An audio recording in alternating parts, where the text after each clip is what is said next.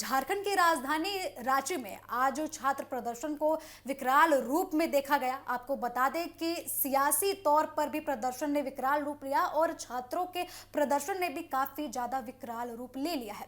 JPSC और JSSC भर्ती परीक्षाओं में कथित गड़बड़ी, पेपर लीक और परीक्षा प्रक्रिया में गड़बड़ी के आरोपों को लेकर पिछले कई दिनों से आंदोलन कर रहे छात्रों ने आज विधानसभा का घेराव किया था और लगातार ये भी तस्वीरें निकलकर सामने आई थी कि छात्रों पर लाठीचार्ज की गई, छात्रों पर वाटर कैनन के चलाए गए, जिसके बाद छात्रों की भीड़ कम नहीं हुई, उल्टा और भी ज्यादा भीड़ बढ़ गई है। आपको बता दें कि मार्च के दौरान छात्रों और पुलिस के बीच कई जगह तनाव की स्थिति भी बनी। प्रदर्शनकारी आगे बढ़ते रहे और कई बैरिकेडिंग पार कर गए। उस बैरिकेडिंग को भी पार किया गया जहां नुकीले बैरिकेडिंग लगाए गए थे, नुकीले तारों के साथ बैरिकेडिंग वहां पर तैयार की गई थी, उसको भी छात्रों ने पार किया।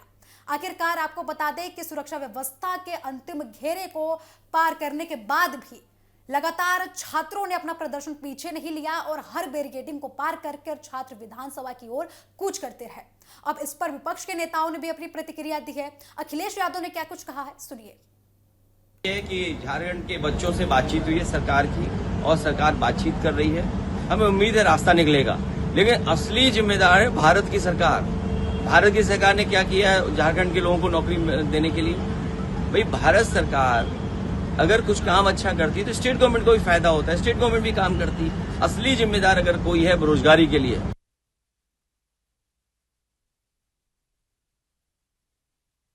यादव ने ये बोला है कि सरकार उनकी बातें सुन रही है, लेकिन समाजवादी पार्टी, अखिलेश यादव या फिर राहुल गांधी की बात करें तो उनकी तरफ से वैसी प्रतिक्रिया निकलकर सामने नहीं आ रही है जैसी कि जंतर मंतर के समय निकलकर सामने आई थी। आपको बता दें कि मार्च के दौरान हालात उस वक्त और भी ज्यादा तनावपूर्ण हो गए थे जब छात्रों को रोकने के लिए पुलिस ने बैरिकेडिंग के साथ साथ लाठी चार्ज भी कर दिया। पुलिस की कार्रवाई के बाद प्रदर्शनकारियों में काफी ज्यादा नाराजगी बढ़ गई। छात्र पीछे हटने के बजाय अपनी मांगों को लेकर डटे रहे और विधानसभा की ओर बढ़ने की लगातार कोशिश करते रहे। उधर छात्रों के आंदोलन के बीच बीजेपी ने भी हेमंत सोरेन सरकार के खिलाफ मोर्चा खोल दिया। बीजेपी प्रदेश अध्यक्ष आदित्य साहू, नेता प्रतिपक्ष बाबूलाल मरांडी, विधायक और कार्यकर्ताओं ने लगातार मुख्यमंत्री आवास का घेराव किया और पुलिस ने प्रदर्शनकारियों को आगे बढ़ने से रोकने की पूरी कोशिश की, जिसके दौरान पुलिस और बीजेपी कार्यकर्ताओं के बीच नोक-झोंक भी देखने को मिली। इसके बाद पुलिस ने बाबूलाल मरांडी, आदित्य साहू समेत कई बीजेपी नेताओं को हिरासत में भी लिया था और उन्हें डिटेन कर खेलगांव ले जाया गया। बीजेपी नेताओं ने सरकार पर छात्रों की मांगों को नजरअंदाज करने का आरोप लगाया। आपको बता दें कि बीजेपी नेताओं द्वारा मुख्यमंत्री हेमंत सोरेन के इस्तीफे की भी मांग की जा रही है। बीजेपी के कई नेताओं और प्रवक्ताओं को घर में नजरबंद किए जाने की भी बात निकलकर सामने आई है। बीजेपी के मुख्य प्रवक्ता प्रतुल शाह देव के घर के बाहर भी सुबह से भारी पुलिस लगाई गई थी। आपको बता दें कि छात्रों ने राजनीतिक दलों के समर्थन को लेकर अपनी स्थिति साफ रखी है। छात्रों का यह कहना है कि उन्हें नैतिक समर्थन स्वीकार है, लेकिन आंदोलन को राजनीतिक रंग नहीं दिया जाना चाहिए। उनका दावा है कि ये लड़ाई युवाओं के भविष्य और भर्ती परीक्षाओं में पारदर्शिता के लिए है, ना कि राजनीति के लिए है। आपको बता दें कि रविवार को सरकार और छात्रों के प्रतिनिधियों के बीच करीब 5 घंटे की कई दौर की वार्ता हुई। लगातार सरकार की ओर से छात्रों की कई मांगों पर कार्रवाई करने का दावा किया गया, लेकिन सीजीएल परीक्षा और जांच एजेंसी को लेकर गतिरोध खत्म नहीं हो सका। सरकार का यह कहना है कि उसकी क्षमता के दायरे में आने वाली मांगों को मान लिया गया है, जबकि सीजीएल परीक्षा रद्द कराने के मुद्दे पर अदालत से जुड़े निर्देश अभी बाकी हैं। तो सरकार ने न्यायिक निगरानी में जांच कराने की बात कही है और आपको बता दें कि वित्तीय गड़बड़ियों के आरोपों के जांच के लिए ईडी को बुलाने की जानकारी भी सरकार की तरफ से दी गई है। तो आपको बता दें कि लगातार ये खबर निकलकर सामने आ रही है।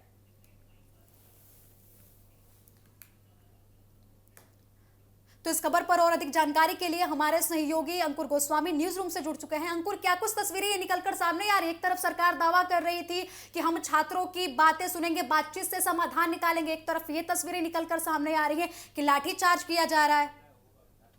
देखिए प्रीति, यहाँ पर साफ तरीके से समझ आ जाता है कि 6 राउंड की बैठक यानी 6 दौर की बैठक के बाद भी अगर उन छात्रों को अपनी मांगे मनवाने के लिए जो है विधानसभा की तरफ कूच करना पड़ा, उनको संसद की तरफ बढ़ना पड़ा।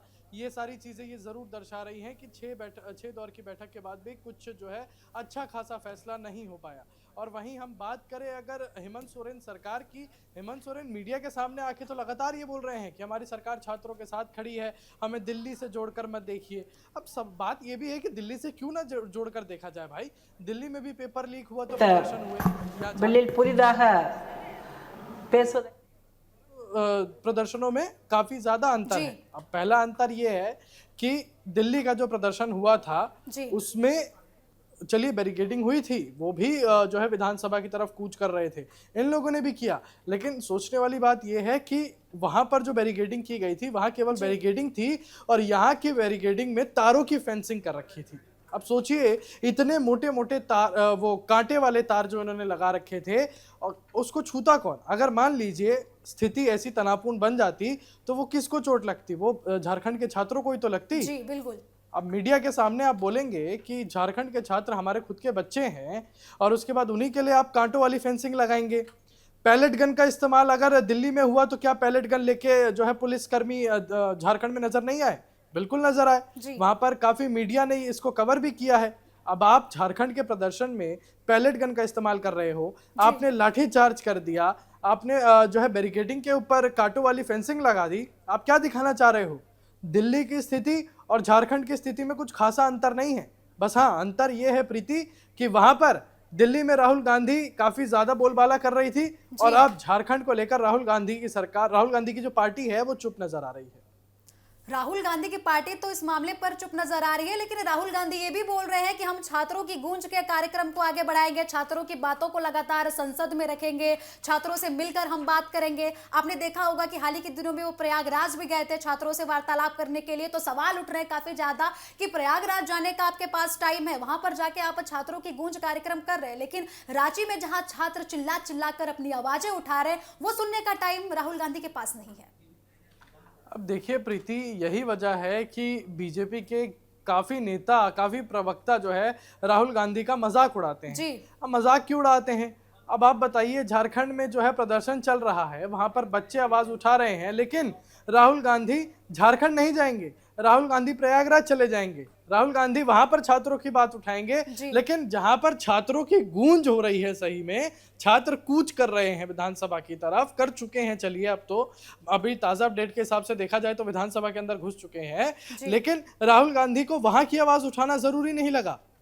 ताज्जुब होगा आपको ये जान के कि हमारे ही चैनल पर कांग्रेस के प्रवक्ताओं ने ये कहा है कि जब राहुल गांधी को लगेगा कि झारखंड का मुद्दा बड़ा है तब राहुल गांधी बोलेंगे। यानी अभी तक कांग्रेस को यही लग रहा है कि ये मुद्दा इतना बड़ा नहीं है। मतलब कि कांग्रेस की तरफ से ये नैरेटिव बनाया गया है कि कोई भी अगर मुद्दा बड़ा होगा तो हम अपनी सियासी रोटियां सेकने के लिए वहां पर चले जाएंगे, और कोई मुद्दा बड़ा नहीं होगा तो हम उधर ध्यान नहीं देंगे।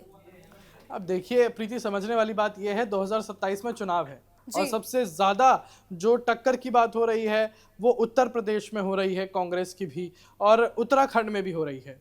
क्योंकि अब सोचिए कि 8 तारीख को राहुल गांधी प्रयागराज जाते हैं और 8 तारीख को ही मल्लिकार्जुन खड़गे हल्द्वानी में जनता संबोधन करते हैं। हजारों लाखों की जो भीड़ बता रही थी कांग्रेस की, हजारों लाखों की तादाद में भीड़ आई है। अब ये सोचिए कि आपको झारखंड में जाना चाहिए। जब दिल्ली के जंतर मंतर पर प्रोटेस्ट चल रहा था, प्रदर्शन चल रहा था, तो पूरी राहुल गांधी की पार्टी थी, इनके पूरे परिवार वाले थे। विपक्ष जंतर मंतर पर इकट्ठा हो गया था, लेकिन विपक्ष का एक भी चेहरा रांची में नहीं देखने को मिला।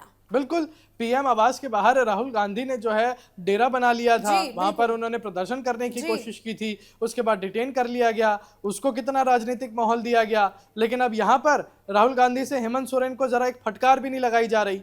अब आप सोचिए कि हेमंत सोरेन हर बार मीडिया के सामने आकर ये बोलते हैं कि छात्र हमारे लिए प्राथमिकता है, छात्रों की हित हमारे लिए प्राथमिकता है, लेकिन वो हित कैसे है अगर छह दौर की बैठक के बाद भी उन छात्रों को मजबूरन वहां जाना पड़ रहा है? तो ये अपने आप में झारखंड के लिए, झारखंड की सरकार के लिए शर्म की बात है।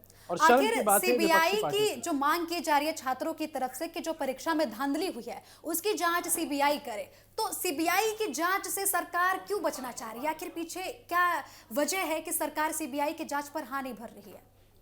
देखिए प्रीति, अगर सबसे पहले मैं बीजेपी की प्रतिक्रिया की बात करूं तो बीजेपी केवल यही कह रही है कि भैया झारखंड में अगर आप सीबीआई की जांच करवा दोगे तो आपकी सारी गलती तो यूं निकलती चली जाएगी। बीजेपी कह रही है जब हमने जो है जांच करवाई थी नीट के मामले में, जी आप क्यों नहीं जांच करवा रहे हैं? उधर हेमंत सोरेन की सरकार कह रही कि भाई हमने इस्तीफे तो दिलवा दिए, अब क्या चाहिए आपको? अब उधर दिल्ली से भी ये आवाज आ रही है कि हमने तो एनटीए को आधा खाली करवा दिया, एनटीए के हमने कितने लोग बदल दिए, उसके बाद भी जो है लोगों को यहाँ पर तसल्ली नहीं मिली, विपक्ष को तसल्ली नहीं मिली। याद कीजिए वो दिन प्रीति जब धर्मेंद्र प्रधान के इस्तीफे की बात हुई थी तो मुद्दा किस तरीके से घुमाया गया था। धर्मेंद्र प्रधान के इस्तीफे से मुद्दा घुमाया गया गृह मंत्री अमित शाह के इस्तीफे से और प्रधानमंत्री नरेंद्र मोदी के इस्तीफे पर। ये सारी चीजें ये दिखा रही थी कि कांग्रेस किस तरीके से, कांग्रेस ही नहीं केवल समाजवादी पार्टी भी किस तरीके से राजनीति कर रही थी, और अब झारखंड में उनकी वही राजनीति एकदम चुप नजर आ रही है, वही राजनीति वो एकदम उनकी घूम चुकी है। अभी उत्तर प्रदेश की बात करेंगे राहुल गांधी से, अखिलेश यादव से, तो वो जमकर बीजेपी को घेरना शुरू कर देंगे, लेकिन झारखंड की बात करेंगे तो केवल यही आवाज आएगी कि हाँ कार्रवाई चल रही है, कुछ निर्णय लिया जाएगा, बहुत जल्द निर्णय लिया जाएगा। अब देखने वाली बात ये भी होगी कि वो निर्णय कब तक आता है।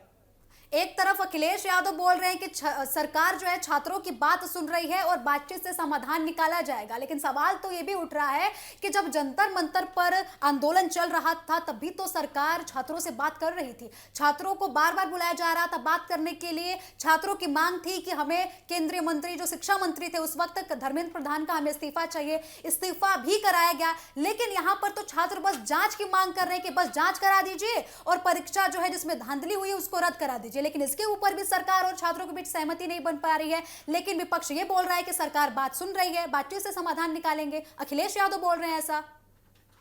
देखिए ऐसा लगता है प्रीति कि समाजवादी पार्टी शायद इस वक्त टीवी नहीं देख रही, न्यूज नहीं देख रही जी। अगर उनकी वार्ता जो है सक्सेसफुल रही होगी, वार्ता हो गई होगी, तो उन बच्चों को संसद भवन तक यानी विधानसभा तक जाने की जरूरत क्यों पड़ती? जी बिल्कुल।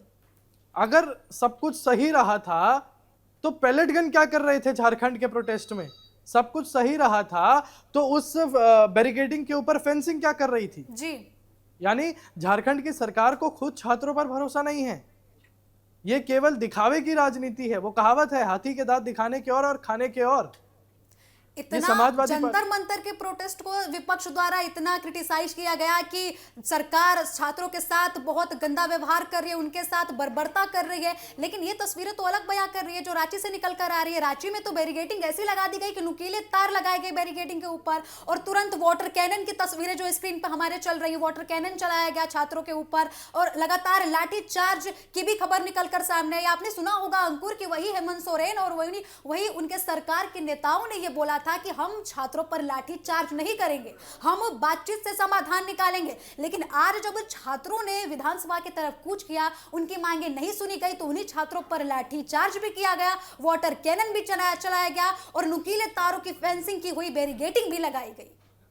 देखिए अगर हम सही और गलत की पहले बात करें प्रीति जी, तो सबसे पहली बात यह है कि किसी का भी गैर कानूनी तरीके से विधानसभा के अंदर घुसना जी ये एक अपराध है जी। विधानसभा राज्य की, देश की गरिमा होती है जी। यही बात हमने जंतर मंतर के प्रदर्शन पर भी कही थी जी, और यही बात हम आज भी बोलेंगे। लेकिन अगर मजबूर वो छात्र भी थे दिल्ली के, तो मजबूर ये छात्र भी हैं झारखंड के। लेकिन अंकुर सोचिए ना कि छात्रों की मांग तो नहीं पूरी गई तभी छात्रों ने ये कदम उठाया है। छात्रों की अगर बातें पूरी हो गई होती तो लोग ऐसा कदम ही नहीं उठाते। वही आपको बता दें कि इस वक्त की बड़ी खबर निकलकर सामने आ रही है। आपको बता दें कि इस वक्त की बड़ी खबर निकलकर सामने आ रही है, जेपीएससी के पूर्व चेयरमैन को गिरफ्तार कर लिया गया। इस वक्त की बड़ी खबर आपको बता दें कि छात्र आंदोलन के बीच बड़ा एक्शन हुआ है। आपको बता दें बड़ी खबर लगातार निकलकर सामने आ रही है। सीआईडी ने एल खांग्याते को दबोचा है। लगातार जेपीएससी मामले में गिरफ्तारी से हड़कंप मच गया है। सीबीआई ने अपनी जांच को आगे बढ़ाया है। छापे के बाद इस्तीफा और अब गिरफ्तारी भी हुई है। आपको बता दें कुछ दिन पहले 3 लोगों ने इस्तीफा दिया था, जिसके बाद अब यह गिरफ्तारी निकलकर सामने आई है। जेपीएससी के पूर्व चेयरमैन को गिरफ्तार कर लिया गया है। अंकुर ये क्या खबर निकल कर आ रही है, जेपीएससी के चेयरमैन को ही गिरफ्तार कर लिया गया? देखिए अभी हो सकता है प्रीति कि इस गिरफ्तारी के बाद भी और कई गिरफ्तारियां भी हों, क्योंकि ये गिरफ्तारियां हमने नीट के मामले में भी देखी थी। ये गिरफ्तारियां जो हैं हमने हर पेपर लीक के मामले में सुनी है, देखी हैं। लेकिन याद कीजिए दिल्ली में जब हम ये सुनते थे कि नीट पेपर लीक मामले में इस पदाधिकारी को गिरफ्तार किया है, इनको गिरफ्तार करते हुए देखा है, लेकिन तब भी विपक्ष यही बोलता था कि नहीं, हमें धर्मेंद्र प्रधान का इस्तीफा चाहिए। तब भी विपक्ष यही बोलता था। विपक्ष को केवल बीजेपी को झुकाना था। विपक्ष की तो ये मांगे थी कि धर्मेंद्र प्रधान इस्तीफा दे, उसके बाद फिर अमित शाह इस्तीफा दे, अमित शाह के बाद फिर प्रधानमंत्री का इस्तीफा मांगा जाने लगा। उन्होंने तो इस्तीफे की बाढ़ ला दी थी कि हमको सबका इस्तीफा चाहिए, हर कोई आके जवाब दे। पहले प्रधानमंत्री की जवाबदेही की बात हुई तो प्रधानमंत्री ने अपनी जवाबदेही जब छात्रों के सामने प्रस्तुत की तो फिर उन्होंने सवाल उठाया कि अमित शाह आके जवाब दे। अब अमित शाह की भी बात हो गई है कि वो भी सदन में आके जवाब देंगे, लेकिन फिर भी विपक्ष लगातार हंगामा कर रहे हैं। आखिर विपक्ष चाहता क्या है अंकुर? देखिए, एक बहुत प्रसिद्ध कहावत है प्रीति, जैसी करनी वैसी भरनी। जी, करनी हमने देखी दिल्ली में, अब भरनी झारखंड में देख रहे हैं। क्योंकि जब हम कांग्रेस से पूछेंगे या कोई भी कांग्रेस से पूछ रहा है कि अब इस्तीफे की बात कर लेते हैं झारखंड में जरा, तो कांग्रेस ये बोलते हैं इस्तीफा किस बात का भाई, हम लोग तो झारखंड के बच्चों की बात सुन रहे हैं, हम लोग झारखंड के बच्चों की जो है उसकी समर्थता में हम काम कर रहे हैं। पहली बात याद रखने वाली बात यह है कि अगर झारखंड की सरकार झारखंड के बच्चों को समर्थन दे रही होती तो 6 दौर की वार्ता नहीं होती, 6 दौर की वार्ता नहीं होती। पहले या दूसरे दौर में सारा निपटारा हो जाता। अब आप सोचिए, छठे दौर की वार्ता के बाद ये तस्वीरें आ रही हैं जहां वाटर कैनन चलाए जा रहे हैं बच्चों के ऊपर, जो बैरिकेड है उसके ऊपर आप नुकीले तार लगाएंगे, जो वाटर कैनन चलाए जा रहे हैं वहां पर सोचिए, बच्चों की दरिया दिली देखिए। कोई छाता लेकर वहां पहुंचा है, कुछ बच्चे तो वहां डांस करते हुए नजर आ रहे हैं। अंकुर, ये तस्वीरें बिल्कुल बिहार की तरीके से नजर आ रही है, जैसे बिहार में वाटर कैनन चला था, बिहार के छात्र उसी बारिश में बोले कि वाटर कैनन के बरसात में नाचने लगे थे। कुछ वैसी ही तस्वीरें निकलकर झारखंड से भी सामने आ रही है अंकुर। देखिए, बिल्कुल बिहार की अगर हम प्रोटेस्ट की बात करेंगे तो वो तो प्रोटेस्ट नहीं बुलाया जा सकता, क्योंकि जहां बिहार पुलिस ने बैरिकेडिंग लगाई थी, बिहार के वो प्रदर्शनकारी बैरिकेड ही उठा के ले गए थे। उसके बाद वाटर कैनन जब चलाए गए थे तो वो लोग मजा ले रहे थे। खैर, बिहार की प्रोटेस्ट की बात अलग है, लेकिन अगर हम झारखंड की बात करेंगे, झारखंड के प्रदर्शन में प्रीति एक बात सबसे अलग रही जंतर मंतर से हटके, कि केवल और केवल यहाँ पर उन बच्चों ने ये कहा कि हमें कोई भी पॉलिटिकल पार्टी नहीं चाहिए, हमें सिर्फ इंसाफ चाहिए। अंकुर, मैं आपको एक बात बता दूं कि छात्रों ने अपना एक प्रोटोकॉल भी बनाया था जो काफी ज्यादा वायरल हुआ था सोशल मीडिया पर। उसमें 3 शर्तें लिखी गई थी कि उनके मंच से कोई भी राजनीतिक बयान नहीं दिया जाएगा, कोई भी धार्मिक बयान नहीं दिया जाएगा, या फिर कोई भी ऐसा बयान नहीं दिया जाएगा जो विवादित हो। केवल छात्रों की बात होगी और केवल पेपर जो है धांधली की बात की जाए, एग्जाम में जो धांधली हुई है, पेपर लीक के जो भी मामले हैं उससे संबंधित ही बातें की जाएंगी। वही आपने जंतर मंतर पर तस्वीरें बिल्कुल ही अलग देखी होंगी। दोनों आंदोलन छात्रों की हैं, दोनों आंदोलन परीक्षा में धांधली को लेकर हैं, शिक्षा व्यवस्था में सुधार को लेकर हैं, लेकिन दोनों आंदोलनों के मंच से तस्वीरें अलग अलग निकलकर सामने आई और नारेबाजी भी अलग अलग निकलकर सामने आई। अंकुर, प्रीति, मैं आपको बता दूं कि ये सिर्फ और सिर्फ एक सीख है, और सीख ली गई है ये जंतर मंतर के प्रदर्शन से। जी, अब जब कह रही थी कि आपने देखा होगा, मुझे याद आता है जंतर मंतर पर, उसी स्टेज पर जहां अभिजीत दीप के छात्रों की आवाज उठाते थे, उसी मंच पर वहां पर विशेष समुदायों के नारे लगे थे, बिल्कुल, वहां पर हिंदू विरोधी नारे लगे जी। थे। अब एक बात बताइए, मुद्दा किसका? छात्रों का। मुद्दा किसका? नीट के बच्चों का। मुद्दा किसका? नीट के पेपर लीक का। उसमें हिंदू मुस्लिम कहां से आया? बिल्कुल, ये सारी भाषा का भी प्रयोग किया गया था अंकुर। बेशक बेशक बेशक, वहां पर कई ऐसी स्टूडेंट ऑर्गेनाइजेशन आई थी, जैसे नेहा बोरा की हम बात करते हैं, ऑल इंडिया स्टूडेंट्स एसोसिएशन की वो अध्यक्ष भी हैं, उनका काफी ज्यादा नाम है। जेएनयू के उस प्रदर्शन के बाद जो है वो काफी ज्यादा चर्चाओं में आई। वो दिल्ली के जंतर मंतर में भी मौजूद थी, तब उनको समर्थन मिला, और अब जब वो झारखंड में पहुंची थी तो उनके ऊपर स्याही फेंक दी गई।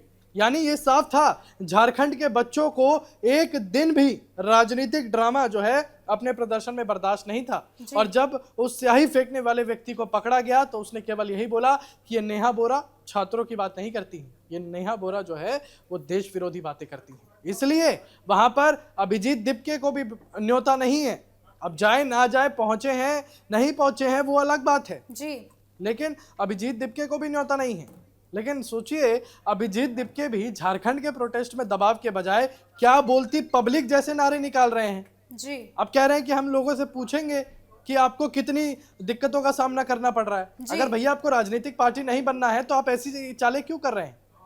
अगर आप छात्रों के लिए बने हैं तो आप छात्रों के पास जाइए, छात्रों के हितों की बात कीजिए। नहीं जाएंगे। जैसे कि हमने प्रीति, वो नहीं तस्वीरें देखी जाएंगे। थी जब नीट पेपर लीक का मुद्दा आया था, तो अभिजीत दिपके कई राज्यों में घूम घूम कर आंदोलन कर रहे थे। पुणे में भी उन्होंने आंदोलन किया था, लगातार जयपुर से भी तस्वीरें निकल कर आई थी जहां किसी शख्स ने उन्हें चाटा मारा था, वो तस्वीरें भी काफी ज्यादा वायरल हुई थी। तो इस वक्त अभिजीत दिपके कहां गायब हो गए, इसको भी लेकर काफी ज्यादा सवाल उठाया जा रहा है। हालांकि अगर बात की जाए कि उनके साथ उनको अगर प्रोटेस्ट में आने नहीं दिया गया या फिर उनके एंट्री पर लोग नाराजगी जता रहे थे, लेकिन उनको सोशल मीडिया के जरिए तो छात्रों की बात रखनी चाहिए थी, क्योंकि वो लगातार ये बोलते हैं कि मैं छात्रों के लिए लड़ता हूं, छात्रों के हितों में अगर कोई भी काम नहीं होगा, शिक्षा व्यवस्था में अगर कोई भी दिक्कत आएगी तो मैं लगातार आवाज उठाऊंगा। तो आखिर उनकी आवाज कहां चली गई? सौरभ दास की आवाज कहां चली गई भाई इस वक्त? देखिए प्रीति, मुझे ऐसा लगता है कि कॉकरोचों को, ये जितने कॉकरोच हैं, अभिजीत दिपके, सौरभ दास, ये जितने भी कॉकरोच बन के खुद को जो है देश की सफाई की बात कर रहे हैं, इन कॉकरोचों को अब यहाँ से टीआरपी नहीं मिलेगी, झारखंड से इनको कोई भाव नहीं मिलेगा। और ये बात अभिजीत दिपके समझते हैं। अभिजीत दिपके समझदार हैं, उनको पता है कि किस तरफ रुख करूंगा तो मुझे ज़्यादा फायदा होगा, इसलिए वो झारखंड पे नहीं बोलेंगे, इसलिए वो पंजाब पर नहीं बोलेंगे। और झारखंड पे इसलिए नहीं बोल रहे हैं क्योंकि वहाँ के छात्र डे 1 से बोल रहे हैं, पहले दिन से ये बोल रहे हैं कि हमें कोई राजनीतिक पार्टियां नहीं चाहिए, हमें केवल छात्रों का इंसाफ चाहिए। और यही बात हूबहू अभिजीत दिपके ने बोली थी जब जंतर मंतर पर प्रदर्शन शुरू किया था। लेकिन उसके बाद क्या हुआ वो हमने सबने देखा। अरविंद केजरीवाल से आप गले मिले, डिंपल यादव से आपके प्रवक्ता हाथ मिला रहे थे, अरविंद केजरीवाल आपके ही मंच पर खड़े होकर कह रहे हैं कि धर्मेंद्र प्रधान का इस्तीफा लो भैया, सोनम वांगचुक को जो है एजुकेशन मिनिस्टर बनाओ। ये हम सबने देखा, पहले के अभिजीत दिपके का बदलाव और अभी के अभिजीत दिपके का बदलाव।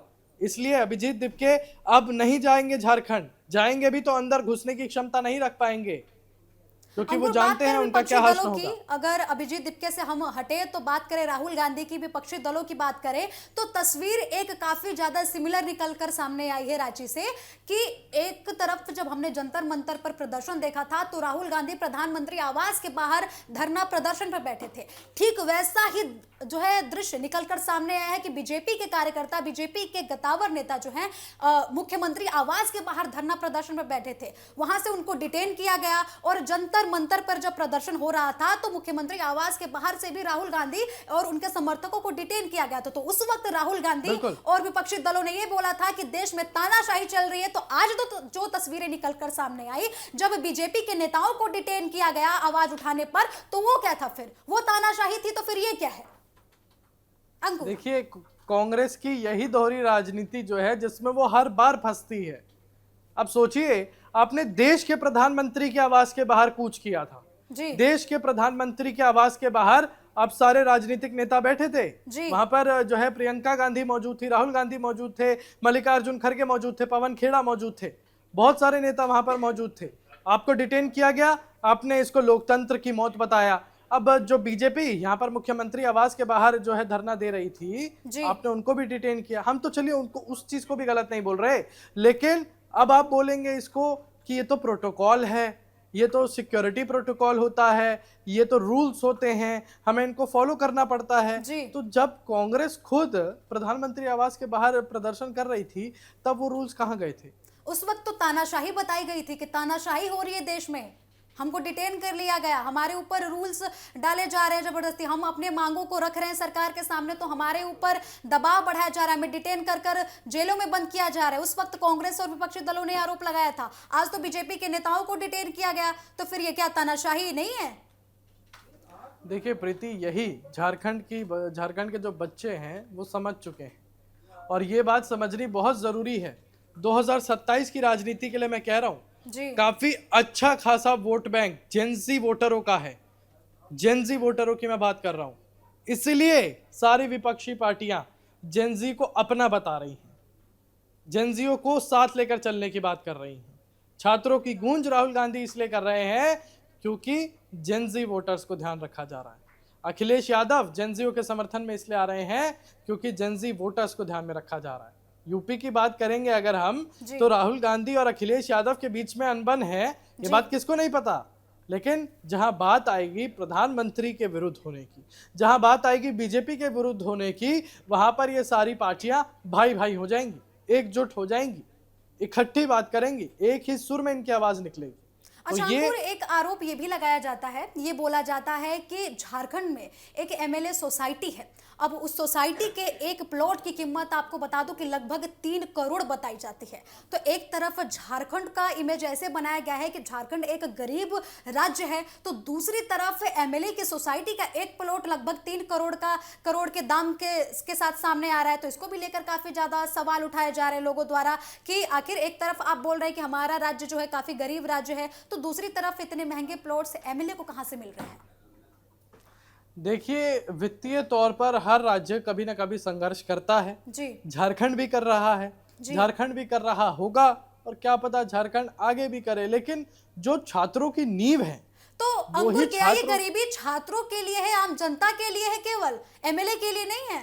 जो वहां के नेता हैं उनके लिए क्या ये गरीबी नहीं है, केवल छात्रों के लिए ही है और जो आम जनता है उनके लिए है? सवाल ये उठ रहा है। अभी जैसा कि आपने बताया कि ये अनुमानित तौर पर है, अनुमानित तौर पर जो है करोड़ों की संपत्ति बताई जा रही है जी। अगर हम इसी प्रॉपर्टी की बात करेंगे तो ये जरूर कहा जा सकता है कि झारखंड में हेमंत सोरेन की सरकार जो है वो इस प्रॉपर्टी की वजह से भी घिरती हुई नजर आ रही है, उन वीडियोस की वजह से भी घिरती नजर आ रही है, और छात्र प्रदर्शन वो तो घेर ही रहा है। और अभी हकीकत बात यह है, अगर जमीनी स्तर की बात करें तो हेमंत सोरेन की सरकार के पास इस वक्त जवाब नहीं होगा देने के लिए। हेमंत सोरेन की सरकार के पास इस वक्त मुद्दे को कैसे ठीक किया जाए, उस मुद्दे से कैसे बचा जाए, क्योंकि लाठीचार्ज हुआ वहां पर बच्चों पर। वही सरकार, जैसा कि आपने भी बताया प्रीति, कि उन्होंने कहा था कि हम अपने छात्रों पर कभी लाठीचार्ज नहीं करेंगे, ठीक है, उनके ऊपर भी लाठीचार्ज हुआ।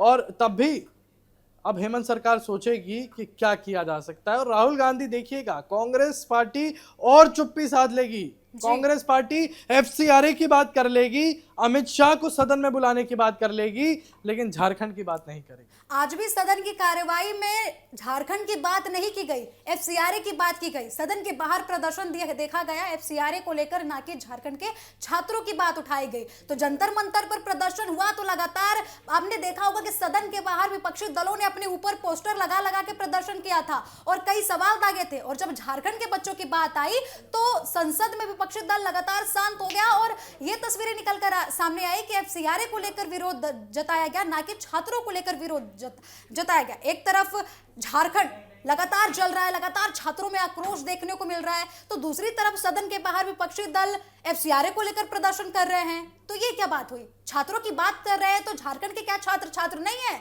केवल जंतर मंतर पर जो इकट्ठा हुए थे वही छात्र थे? अंकुर देखिए, शायद राहुल गांधी को जंतर मंतर जाना पास पड़ा होगा, झारखंड उनको थोड़ा दूर पड़ रहा होगा। प्रयागराज उनको पास पड़ा होगा, झारखंड थोड़ा दूर पड़ा होगा। और संसद तो चलिए जाना ही है, जिस तरीके से अभी मॉनसून सत्र चल रहा है, अब वहां पर अब संसद गई ही है। संसद में ही मुद्दा उठा देते, सदन के बाहर ही जो विरोध प्रदर्शन लगातार पोस्टर लगा के अपने शरीर के ऊपर किया जा रहा था वही दर्ज करा देते। जंतर मंतर पर जो छात्रों ने प्रदर्शन किया था उसको लेकर तो बड़े पोस्टर्स लेके सामने आ रहे थे, नाटक किया जा रहा था सदन के बाहर, लगातार ये नुक्कड़ नाटक की तरफ पेश किया जा रहा था सारी चीजें। लेकिन जब रांची की बात आई तो फिर अचानक क्या हो गया राहुल गांधी को? फिर तो एफसीआरए को लेकर प्रदर्शन देखने को मिल रहा है। देखिए, यह समझना जरूरी है कि झारखंड की बात को दबाने के लिए कहीं ना कहीं विपक्षी दल राम मंदिर और एफसीआरए, ये दो मुद्दे बहुत ज्यादा स्तर पर उठाने की कोशिश करेगा। और सबसे पहला उनका हथियार होगा एफसीआरए। मल्लिकार्जुन खड़गे ने हल्द्वानी दौरे में भी एफसीआरए को लेकर विरोध जताया था। मल्लिकार्जुन ने कहा था, खड़गे ने कहा कि हम सदन में जाएंगे, संसद में हम इसका विरोध करेंगे। उनके प्रवक्ता ये कह रहे हैं हमारे चैनल पे आकर कि एफसीआरए अच्छी बात है, लागू होना चाहिए, बस बीजेपी उसको अच्छे से लागू करे। और वहीं उनके वरिष्ठ नेता जो हैं, अध्यक्ष जो है मल्लिकार्जुन खड़गे, राहुल गांधी, प्रियंका गांधी, ये सारे लोग ये कह रहे हैं कि हम एफसीआरए आने ही नहीं देंगे। एफसीआरए आएगा तो क्रिश्चियन धर्म पर जो है वो आप हमला कर रहे हैं। लेकिन एफसीआरए का मतलब ये समझने वाली बात है कि अगर कहीं से विदेशी फंड के द्वारा पैसा आ रहा है तो सरकार को पता तो होना चाहिए कि वो पैसा उस एनजीओ से लोगों के पास जा रहा है या नहीं। क्या आप उससे प्राइवेट पैसों से जो है अपने एनजीओ के फंड वाले पैसों से आप प्राइवेट स्कूल बनाएंगे, प्राइवेट अस्पताल बनाएंगे? बिल्कुल। और उसका फायदा खुद लेंगे? इन्हीं सारी चीजों को ध्यान में रखते हुए एफसीआरए बिल का प्रस्ताव रखा गया है और उसी को लेकर पूरा कांग्रेस विरुद्ध पक्ष में नजर आ रहा है। तो एफसीआरए को लेकर कांग्रेस की तरफ से काफी ज्यादा नाराजगी दिखाई जा रही है, तो इसको भी लेकर काफी ज्यादा सवाल उठ रहे हैं कि आखिर आपको एफसीआरए से दिक्कत क्या है। अगर आप विदेशी फंडिंग के पूरे ऑडिट को सरकार के सामने रख रहे हैं, अगर सही है सारी चीजें, तो फिर क्या तकलीफ है? तो उसको भी लेकर अलग अलग तर्क दिए जा रहे हैं आपको बता दें विपक्ष की तरफ से। और मैंने बताया ही कि राहुल गांधी अब बिल्कुल ही बचाव करना चाह रहे हैं इस रांची के प्रदर्शन को लेकर और लगातार सियासी रोटियां सेकी जा रही हैं रांची के प्रदर्शन को लेकर। आपको बता दूं कि रांची का प्रदर्शन लगातार आक्रोश जो है विकराल रूप लेता जा रहा है, छात्रों का आक्रोश बढ़ता जा रहा है। लाठीचार्ज की जो तस्वीरें निकलकर सामने आई, उसके बाद खबरें ये भी निकलकर सामने आ रही है कि वहां पर भीड़ घटने के बजाय लगातार भीड़ बढ़ती जा रही है। तो वही आपको बता दूं कि जो रांची से जोरदार प्रदर्शन की तस्वीरें निकलकर सामने आ रही हैं, तो वो काफी ज्यादा आक्रोश छात्रों में पैदा कर रही है। अंकुर, बहुत बहुत धन्यवाद इतनी अहम जानकारियां हमारे साथ साझा करने के लिए। तो छात्रों का प्रदर्शन लगातार बढ़ता जा रहा है, छात्रों ने विधानसभा की तरफ कूच कर दिया और जिसके बाद तस्वीरें ये निकलकर सामने आई कि छात्रों के ऊपर वाटर कैनन चलाए गए, छात्रों के ऊपर लाठी चार्ज की गई। अब सभी की नजरें इस बात पर टिकी हुई हैं कि आखिर सरकार और छात्रों के बीच क्या फैसला निकलकर सामने आता है और क्या दोनों के बीच वार्ता से समाधान निकल पाएगा, क्योंकि इस प्रदर्शन को भी लेकर लगातार दोहरी राजनीति की तस्वीरें भी निकलकर सामने आ रही है। एक तरफ ये बोला जा रहा है कि हम छात्रों पर लाठीचार्ज नहीं करेंगे, तो दूसरी तरफ तस्वीरें कुछ और ही बयां कर रही है। फिलहाल इस बुलेटिन में इतना ही। टीवी7 भारत पर खबरों का सिलसिला लगातार जारी है। जुड़ रहे हमारे साथ। नमस्कार।